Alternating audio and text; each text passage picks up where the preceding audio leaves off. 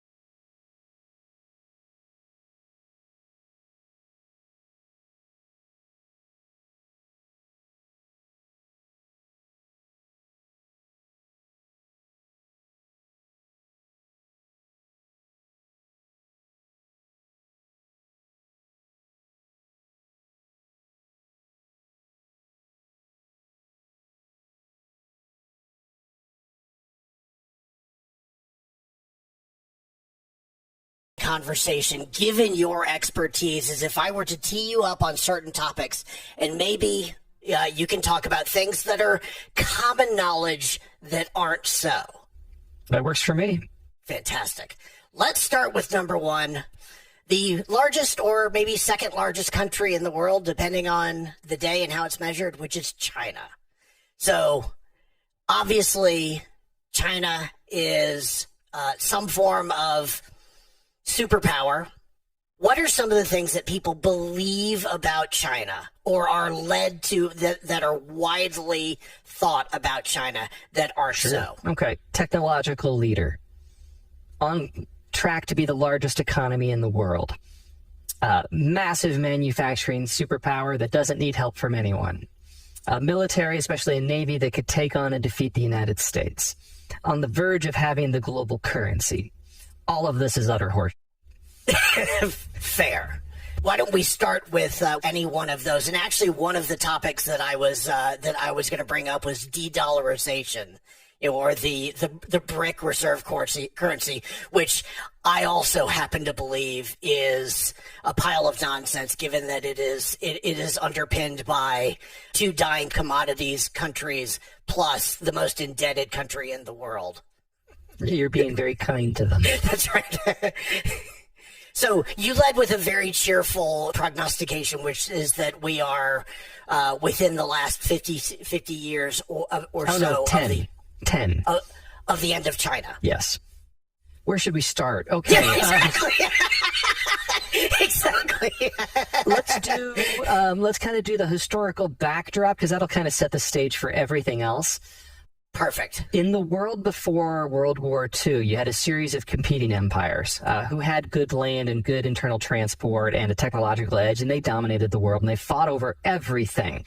And those fights brought us World War II, and it all came crashing down. And then the Americans found themselves facing Stalin. We're like, oh, he's kind of scary. We're going to need some people to stand between us and him. And since everyone who was a potential candidate who had just gotten out of the world's most horrific war, they needed some incentive. So we paid them. We used our Navy, the only Navy of size to survive the war, to patrol the global ocean so that anyone could trade with anyone else and access any commodity in any market at any time. In exchange, you had to side with us against the Soviets. And that created NATO and the Japanese and the Korean and the Taiwanese alliance. And ultimately, by the time we got to 1980, it involved China as well. That political and security deal is globalization. And the Americans have been backing away from that now since 1992. So the fact that the Americans saw it as a security deal, everyone else saw it as an economic deal. The Americans never invested their economy. Everyone else did. You can see where I'm going here. Mm-hmm. Without that sort of security overwatch, none of the rest of it works. That's only piece one, though. Piece two is when everyone started trading, they started specializing.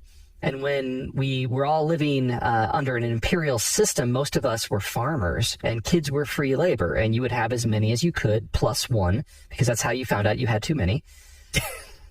But when the world started to urbanize and industrialize, we started taking manufacturing and services jobs. And none of those were on the farm. They were in town. And when you move into town, kids go from being free labor to a free source of migraines. So you have fewer. Fast forward 75 years, the world isn't running out of children. That happened 40 and 50 years ago. The world is now running out of working age adults. And countries that joined this system later, that started urbanizing later, could basically pick up the idiot's guide to making a city and do it a lot faster because the technology had advanced. There were more countries with experience. And one of the last ones to do that was China. So the Chinese urbanization experience really didn't get going until 1980, but it happened so fast that in a single generation, they've gone from an average of 5 to 7 kids to, in places like Shanghai and Beijing, 0.7. And so we're looking at complete population collapse across a lot of the world. But in China, it's going to be so dramatic, it's also going to trigger civilizational collapse. They no longer have the young people to consume or build. Their labor costs have gone up by a factor of 15 since the year 2000. And they now are on the verge of being the grayest country in the world without any replacement generations coming up from behind. So the idea that they can be the world's largest economy is just, it's silly, even if you believe Chinese statistics. And the last time the Chinese issued a bit of an oops, they disclosed that they overcounted their population by over 100 million people. So, you know, kind of a lot. Yeah, the scale of the disconnect here between reality, Chinese statistics, and popular belief is just shocking. So when we look at a place like China versus another country in, I guess, what you would call a secular or demographic decline like Italy, is it because the amount of disparity between the haves and the have-nots is so wide that that compact is breaking down? Well, the have-not thing doesn't mean as much when you are in a dictatorship. So, I mean, social stability, political stability matters, but they're really in a one-man government system, and they have a cult of personality. So it's certainly there kind of grinding under the surface. It's not a plus.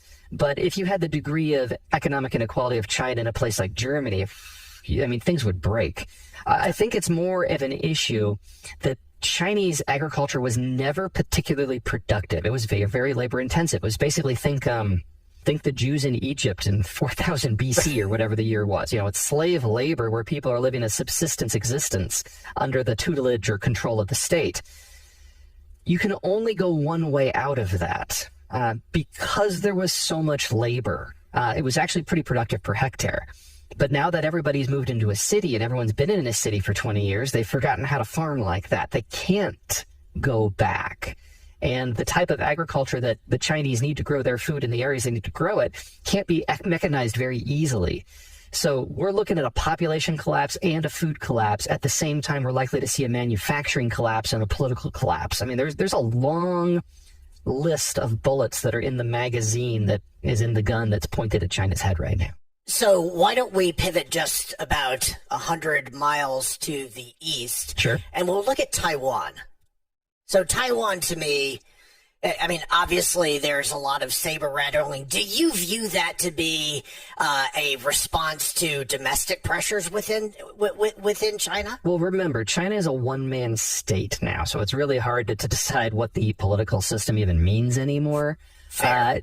Which would you describe, I just want to make sure that we set the table right, would you describe that as being a 5-year phenomenon, or is that something that you feel is consistent since the time of... Oh, no, it's been a progressive thing. So when Deng Xiaoping took over after the death of Mao, he had a collegiate cooperative group, a really large political elite that ran the country, because he never wanted to see it return to the one-man state of Mao and the horrors of the Great Leap Forward and the Cultural Revolution that killed, tens of millions of Chinese and set them back 50 years. He wanted to do something different. And so he set the stage for the China we know today, which is the industrial power.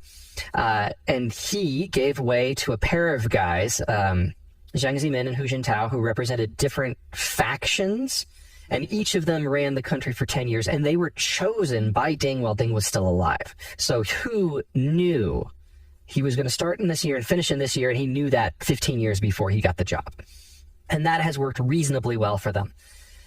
But Deng realized he couldn't see forever. So he knew that by the time they got to the next guy, he wasn't going to be able to choose that person. So he assigned the Zhang faction and the Hu faction to come together and pick jointly someone new. And that is Xi Jinping, the current guy. So Xi Jinping, originally, it was thought that he was going to be in the middle of a tug of war between these two big factions. He spent the first 5 years of his presidency destroying those two factions. And he spent the next 5 years of his presidency destroying any other pole of independent power within the country, whether it was in business, local government, or the bureaucracy. And he basically took anyone in the country with intelligence and the capacity of forming an independent thought and exiled them, imprisoned them, intimidated them to silence, or just shot them. And there is now no one left. It's just Xi. And so no one wants to bring him information because you might get shot for that. Seems you don't bad. know the status of the conversation of the voices in his head. Right. And so we're seeing increasingly stupid decision-making from the very top with no one willing to challenge him. This is how you get that spy balloon, which is the dumbest thing I've seen a government do in 20 years. And if you think the last 20 years, there's been a lot of dumb. That's right. This is how you get people disinfecting airport runways because they think that's what the leader wants. And we're seeing this in finance and in agriculture and manufacturing and in subsidies and across the governance space. How does Taiwan fit into that entire situation? Probably rhetoric. Now, when you decide, I mean, you're threatening Taiwan, saying we're going to integrate it forcibly if necessary, this does get popular support. People like the idea of one China because, you know, the Chinese are right. Throughout their history, when it hasn't all been in one piece, it's been a freaking disaster. And so there could be something to it, but I don't think so. So when you decide you're going to invade a country, you don't just like wake up and pull the trigger. You build your military with that goal in mind. And that means for years, sometimes for decades, you have to make certain assumptions about how you think the war is going to unfold. And what the Russians have provided for the Chinese is proof that the Chinese chose wrong on everything. So assumption number one, it's going to be an easy fight. Not as easy as invading Ukraine, because you can walk to Kiev, you have to swim to Taipei, but still easy. Well, clearly it wasn't all that easy. Number two, Russian weapons are awesome. So let's steal all their IP, just like we do for everything else, and spend $3 trillion manufacturing clones of those weapons for our crews. Well, they're having some serious buyer's remorse, or I guess it would be thieves' remorse. Just remorse. Yes, just remorse. Third, Russia's too important. We are too important. So if there is a war, everyone will just suck it up and make do. Oops. But I think what has really terrified the Chinese government is the boycotts. Because the sanctions hurt. There's no way around that. But the boycotts hurt a lot more, at least a factor of 4 more. And you had companies that had sunk in excess of $20 billion into Russia that just walked away. And the Chinese don't even have a concept for the idea of corporate or citizen agency, much less an understanding of what they would do if they lost access to foreign corporations, technology, and markets. That's an entire development model. So every guess they've made, they've guessed wrong. And they would be suicidal for them to now act, because they also don't control the high seas, so they'd also lose all their manufacturers' exports, all their on-the-top commodities imports, and all their energy. So best case scenario, where they capture Taiwan without firing a shot, they still deindustrialize and have a famine in under a year. You know, this is not a winning scenario here. Even the winning scenarios are awful. So normally I would say... Bad news, you won. Yeah, exactly. Normally I would say they wouldn't even consider it, but Right. it's a one-man show. Yeah. And so it's entirely possible that Xi will pull the trigger, or some over-enthusiastic idiot bureaucrat will pull the trigger, not realizing the damage he's about to cause and cause the downfall of China as an industrial power. It's still possible. It's just not sane. When you get to a system where there is no feedback loop, though, the insane becomes possible. Right. And we've seen that in our country. Yeah. Let's go into a meeting into which neither you nor I were invited. About a month ago, Tim Cook from Apple was in China, and there's obviously... Awkward. Right. There's obviously a drive amongst many companies, including Apple, to diversify their manufacturing out of China. Some are full bore pulling out, but a company like Apple that has so much of its manufacturing in China can cause some real mayhem within Apple. Beyond painful. If it wasn't yeah. for a company with Apple's cash reserves, it would be a system-ending event. Yeah. That's right. A lot of countries, a lot of companies have seen the writing on the wall for a while, and whether it was because of COVID disruptions or Trump or now the Biden subsidies, whatever it happened to be, the descent into narcissistic nationalism, people have been backing away. Labor costs are a big piece of that too, with different speeds from different starting points with different exposures. But the writing on the wall has been absorbed by everyone in the international business community, with the exception of Apple. Yeah. Now, about a year ago, Apple did start relocating, or maybe a year and a half ago now, did start relocating like the AirPods manufacturing to Vietnam. And that was the first thing, the first product that they had that they actually decided, maybe we shouldn't put it all in China. So they are the last company to come to the conclusion that there might be a problem. Yeah. Now, in Apple's defense, the very concept of globalization is underwritten by the American Security Order. And the Americans have never said flat out that they're done. It's just kind of been a bit-by-bit retreat. But now that it's more obvious, and now that the Biden administration is codifying Trump's policies, and now that labor costs in China are so high, and now that the Chinese government is actually criminalizing the act of owning data by private corporations, that's a new one this month. That was delicious. Apple is realizing that, maybe we shouldn't have 91% of our supply chain steps involved in China in some way. No matter how fast they relocate at this point, they can't get out fast enough, because an iPhone is a lot like a car, where if you miss one of those pieces, you just have a paperweight. That's right. But exactly. Most vehicles that are sold in the United States are 85% manufactured here. So getting the last few pieces, there's already a network effect going for you in the United States and Mexico, and to a lesser degree Canada. There's nothing like that with Apple. They're going to have to rebuild the entire ecosystem, and that is a minimum of 5 years. Who do you think had the power in that conversation, though? Was it Xi, or was it Tim Cook? It's hard to say that Xi has any power because of the lack of information. So he certainly has the authority to shut things down, but he can't necessarily do anything to help Tim Cook, because that means going against the demographic and strategic realities of the country, not to mention Xi's own personal aura. Cook says he would like to leave, but remember, we are now dealing with a Chinese leader who is a son of the Cultural Revolution. And if for the low price of a famine and strategic defeat and deindustrialization, he can retain power, he probably thinks that's okay.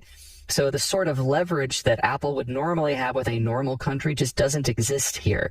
This was probably a conversation around people who were desperate in their own ways, who realized the person across the desk really couldn't do much to help them out. Just the capacity for mayhem. Yeah, and there's plenty of that. Yeah, I have actually taken a drive from Hanoi to Halong Bay, and you go past the Foxconn facilities, and they are some of the largest buildings I have ever seen in my entire life. You're driving past them for minutes, and you can see exactly what is coming in an environment in which China is no longer a partner. Yeah. Now there's one slightly less bad aspect to that. Those Foxconn facilities, for the most part, this is an overgeneralization, but for the most part, they're assembly facilities as opposed to manufacturing facilities. And that means of those 91% of the supply chain steps, a lot of them, various parts come to China are assembled into another part, which is then sent out and incorporated in another part. That goes over and over and over again. So assembly, while a critical part of the manufacturing process, is a little bit simpler. I won't say easy, but simpler to replace somewhere else. The problem we're going to have, not just with the iPhones and cellular, but electronics in general, is that the Chinese for the last 20 years have provided fingers and eyes for the assembly process, as opposed to going an automation route. Because the numbers have been there, they've been there in volume, and the security environment has allowed them to be co-located with a lot of those manufacturing facilities. If we lose that, there is no singular place anywhere else in the world that has that number of fingers and eyes at scale. India doesn't have the quality control, and they're not all in the same infrastructure. Mexicans are too skilled. So we're going to have to assemble in a different way than we have in the past. So I had started with a question. You have spent the last 20 minutes answering it. I'm going to throw it out there anyway, if for nothing else, for a little bit of a chuckle. But so in the thought of investing in anything to do with China, I would just warn you, before you short China, the other side has to survive for you to profit from the short. It has been the fate of most stock markets throughout history to go to zero. It is only in the globalized order that the luxury of shorting things has existed. We're going to be going back to a little bit older of a system. I have a beautiful old chart that was put together by the Bank of Japan, and it shows interest rates over an 1,100-year period, starting everywhere in which fractional banking was practiced. And the lowest point in terms of interest rates over that 1,100-year period was in the last decade. Oh, and that's demographics as well. How so? So as you get older, you get more money and your consumption changes. So in your 20s and your 30s, you're buying homes and houses and raising kids, and your income is low, so you have to borrow. So capital is relatively scarce in an environment where there's a lot of 20 and 30-somethings. But once you hit about 45 and you start thinking about retirement and your kids are moving out, you've already bought your house, maybe you upgrade your car, but it's never going to be as big of a hit to the economy as buying your first one. And you're probably going to start thinking about downsizing. So, you're actually negative on housing, but your income's the highest it will ever be. So societies that have more people in their mid-40s and on to early 60s are very capital rich, which pushes down borrowing costs, including interest rates, across the board. Well, during the late 60s to the mid-80s, the baby boomers were in their 20s and 30s. From roughly 1995 until roughly 2020, the baby boomers were in their late 40s to early 60s, and now they're retiring. So we've gone through, in this globalization period, one of the most capital-tight environments we've ever had, followed by one of the most capital-rich environments we've ever known, and now we're on the verge of mass retirement where all the money goes away again. Right. Money looking for something to do, and now money is no longer looking for something. And what money is available isn't only available in smaller volumes, it has to support a massive and growing retirement environment. Yeah. So we should expect capital costs to skyrocket regardless. And we're only in this calendar year and last calendar year at the very, very early stages of this. I would be very surprised if the headline prime doesn't hit at least 7. I think 9 is a more realistic expectation over the next year and a half. You're then calling for a melting down of many more banks in the United States of America. Maybe. I mean, okay, so here's the thing. When capital is cheap, things like tech do really well because they require a lot of young people who are wired together to do things that haven't been done before, to invent new processes, to prototype, to operationalize, and ultimately to implement. We've been in that environment since 1995, and it's been great for tech overall. But now that the 20s and 30s are not available in the same numbers, labor costs are going up. Now that the baby boomers are retiring, the labor costs are going up more, capital availability is going down. So tech was always going to crash. That was always hardwired in. But when the Fed looks at this, they're looking at a demographic crisis because they know that outside of the United States, Mexico, and a very small handful of other countries, there just aren't enough countries out there that have a lot of people in their 20s and 30s who consume. Well, what is monetary policy if not a set of tools to regulate consumption? So either encourage or discourage. That's your choice, right? The current environment, like, is Silicon Valley in trouble? Yeah, that was going to happen anyway. Do we have some banks under pressure? Yes, the most vulnerable ones are linked to Silicon Valley. That's not a surprise. Do we have tools to deal with the rest of the banking environment? Yes. Will they be enough? We're going to find out. Yeah. But it's not an unknown for them. What the unknown for them is if they don't get enough conventional monetary policy tools, interest rates, in their back pocket soon enough, forget this potential recession. We just exited the last period ever of global demographically led growth. And if they don't have enough tools for the next recession, the one that's an American-centric recession, the best case scenario for the United States is that we will turn into Japan and never have positive economic growth again. And so if they have to hurt Silicon Valley and stress the banks in order to get tools, they're going to do it because they're concerned about the monster that's munching on the horizon, not the little problems right in front of us. Right, and at least in some ways, the banks that are most at risk are the ones who have not been reading the tea leaves all along. And so if you have if you have institutions that can at least theoretically take care of the aftermath, you do it. Yeah, they're hoping, counting on maybe even is a better way to phrase it, that the reconstructions we did in the aftermath of the financial crisis in 07, 09 are sufficient to provide bulwarks for the broader system. I'm leaning positively on that because, I mean, here, it's been a year. Interest rates have gone up faster than they ever have in history, and only four banks in one subsector have crashed. This is a reasonably good start. Yeah. So I love the thought of our regulators just crossing their fingers and moving forward. But I think that's in some ways when you are talking about, you're talking about an environment where there really is this level of a shift from a high growth environment driven by super low interest rates to the reality of tighter capital. In some ways, the crossed fingers and make the right play that's an arrow they keep in their quiver. Well, and the advantage that the U.S. and Mexico have is conventional monetary pools still work here because we still have consumption-led growth. But it doesn't work in Europe, and it doesn't work in Japan, and it doesn't work in China.